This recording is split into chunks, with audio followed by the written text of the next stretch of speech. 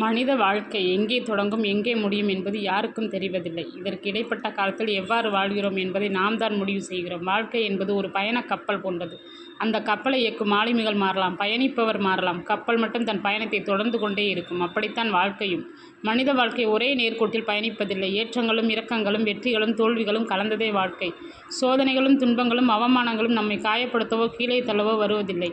நம் மனத்தை மேலும் உறுதிப்படுத்தவும் வாழ்க்கையில் இன்னும் பல சாதனைகளை புரியவும் தோல்விகள் அவசியம் என்பதை புரிந்து கொள்ள வேண்டும்.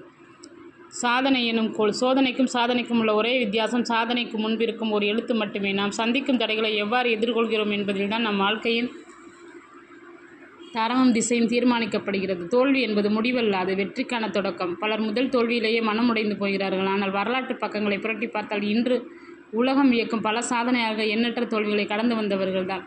கால்பந்து விளையாட்டில் பந்தை உதைத்து கோல் போடுவது போல் நம் தடைகளையும் சோதனைகளையும் உதைத்து சாதனை எனும் கோலாக மாற்ற வேண்டும்.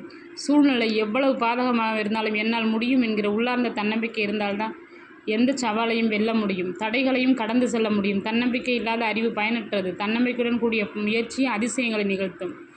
முயற்சி என்பது தொடர்ச்சியான செயல். அது ஒரு நாளிலோ ஒரே முறையிலோ வெற்றியை தராது. தொடர்ந்து முயன்றால் பெரிய மலையை கூட தகர்க்க முடியும். முயற்சி திருவினையாக்கும், முயற்சியின்மை இன்மை பூத்திவிடும் என்பது வள்ளுவர் வாக்கு. வெற்றியோ தோல்வியோ அதை பின்பு பார்த்து கொள்ளலாம். ஆனால் முயல்வதை என்றும் நிறுத்தக்கூடாது. சில நேரம் நம் உழைப்புக்கு உடனடி பலன் கிடைக்காமல் போகலாம். அதற்காக முயற்சியை நிறுத்திவிடக்கூடாது. விதைத்த விதை உடனே மரமாக மாறுவதில்லை. பொறுமையும் விடாமுயற்சியும் இருந்தால்தான் வளரும். பெரிய ஆலமரம் கூட சிறிய விதையில்தான் பிறக்கிறது. இன்றைய சமூகத்தில் ஒப்பீடு அதிகரித்துள்ளது. உங்களை மற்றவர்களோடு ஒப்பீடு செய்து கொள்ளாதீர்கள். உங்களின் தனித்திறன் உங்களுடையது. ஒரு பெரிய யானையின் காதுக்குள் ஒரு சிறிய எறும்பு புகுந்து தொந்தரவு செய்ய முடியும். அதை போன்றுதான் திறமையும். பிறரின் வெற்றியை பார்த்து பொறாமைப்படுவதற்கு பதிலாக அதிலிருந்து ஊக்கம் பெறுவதுதான் வளர்ச்சிக்கான சரியான வழி. இளம் தலைமுறையினர் புரிந்து கொள்ள வேண்டிய மிக முக்கியமான செய்தி ஒன்றே: தோல்விக்கு பயப்பட வேண்டாம். முயலாததே மிகப்பெரிய தோல்வி. இன்று நீங்கள் எடுக்கும் சிறிய முயற்சிகள் நாளைய பெரிய மாற்றங்களுக்கு அடித்தளம் அமைக்கும்.